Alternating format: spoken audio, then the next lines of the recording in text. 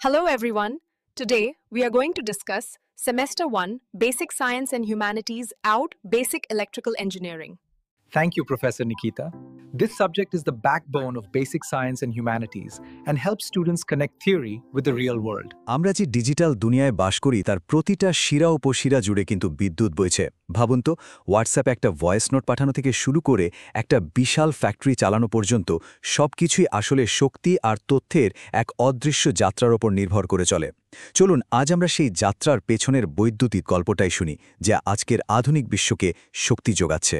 একটা সাধারণ voice message পাঠানোর পেছনেও কিন্তু বেশ জটিল ইঞ্জিনিয়ারিং কাজ করে। কিন্তু মজার ব্যাপার হলো, ঠিক এই একই মূলনীতি কিভাবে একটা বিশাল ইন্ডাস্ট্রিয়াল ইন্ডাকশন মোটরকে চালায় জানেন?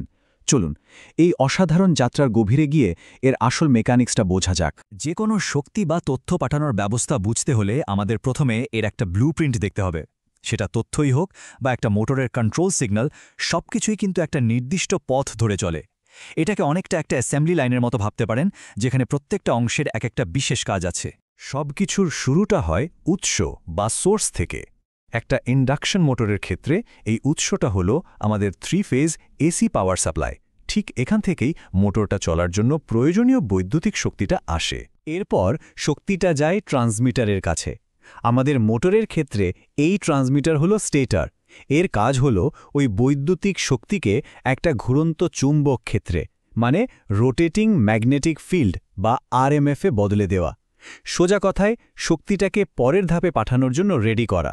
এখন এই চৌম্বক ক্ষেত্রের যাতায়াতের জন্য তো একটা পথ দরকার, তাই না? আর সেটাই হলো চ্যানেল। ইন্ডাকশন মোটরের স্টেটর আর রোটরের মাঝের যে ছোট্ট ফাঁকা জায়গা বা এয়ার গ্যাপ থাকে, সেটাই হলো এই চ্যানেল। কিন্তু কোনো চ্যানেলই 100% পারফেক্ট হয় না।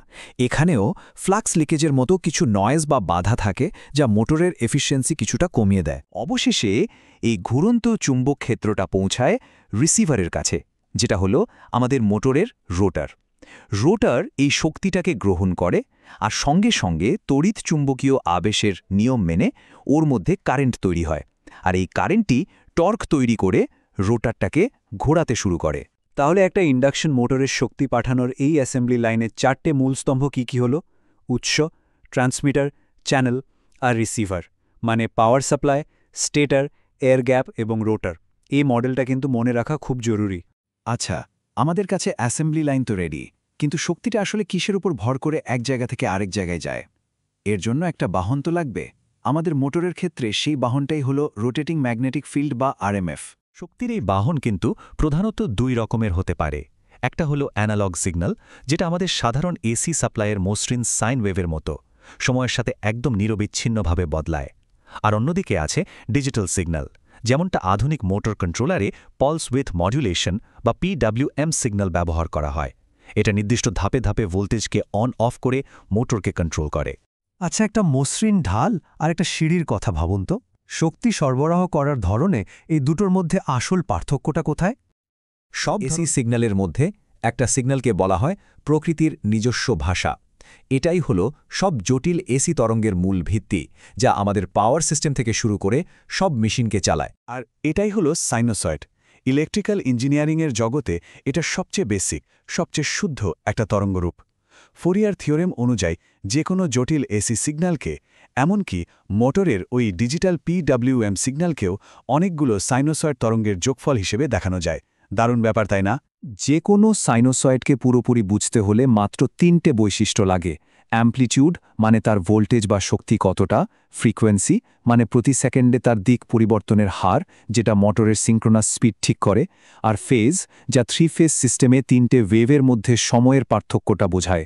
মনে রাখার জন্য সহজ লাইনটা হলো অ্যাম্প্লিটিউড ফ্রিকোয়েন্সির পথ ধরে চলে। তাহলে যদি কেউ একদম প্রথম থেকে একটা এসি সাপ্লাইকে সংজ্ঞায়িত করতে চায়, তাহলে কোন 3টে অপরিহার্য প্যারামিটার তার লাগবেই লাগবে? তো আমাদের কাছে এখন একটা বাহনও আছে, মানে আরএমএফ, আর একটা ইঞ্জিনও আছে, মানে সাইনোসয়েড।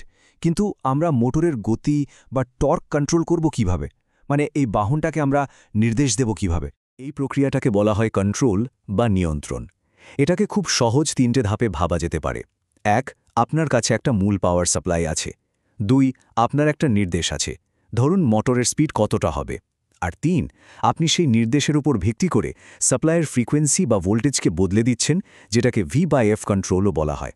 তাহলে ইন্ডাকশন মোটরের ক্ষেত্রে সাপ্লাই ফ্রিকোয়েন্সি বা ভোল্টেজকে কন্ট্রোল করার দরকারটা কি?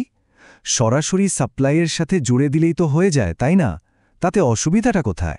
আমরা একটা ইন্ডাকশন মোটরের শক্তিযাত্রার মূল ভিত্তিটা দেখলাম, কিন্তু এই জ্ঞানটা শুধু ইন্ডাকশন মোটরেই আটকে নেই। এই একই মূলনীতি কিন্তু আধুনিক বিশ্বের পাওয়ার হাউস মানে সিনক্রোনাস জেনারেটর চালাতেও ব্যবহার করা হয়। সত্যি বলতে কি, শক্তি পাঠানোর এই মডেল আর সিগন্যালের ধারণাগুলোই হল আধুনিক ইলেকট্রিক্যাল ইঞ্জিনিয়ারিংয়ের ক খ। এই জ্ঞান শুধু ইন্ডাকশন মোটরের টর্ক স্লিপ ক্যারেক্টারিস্টিক বুঝতে বা তা স্পিড কন্ট্রোল করতে কাজে লাগে না, বরং একটা সিনক্রোনাস জেনারেটর কিভাবে আমাদের পাওয়ার গ্রিডে পাওয়ার পাঠায় সেটাও এই একই ফান্ডামেন্টাল প্রিন্সিপাল দিয়ে বোঝা যায়। এটাই কিন্তু ভবিষ্যতের প্রযুক্তির আসল ভিত্তি। তাহলে শেষ প্রশ্নটা হলো, এই মৌলিক নীতিগুলো জেনে আমরা কিভাবে আরও দক্ষ মোটর, আরও স্থিতিশীল পাওয়ার গ্রিড এবং আরও স্মার্ট এনার্জি সিস্টেম তৈরি করতে পারি? ভবিষ্যতের উদ্ভাবনের চাবিকাঠি কিন্তু আমাদের হাতেই।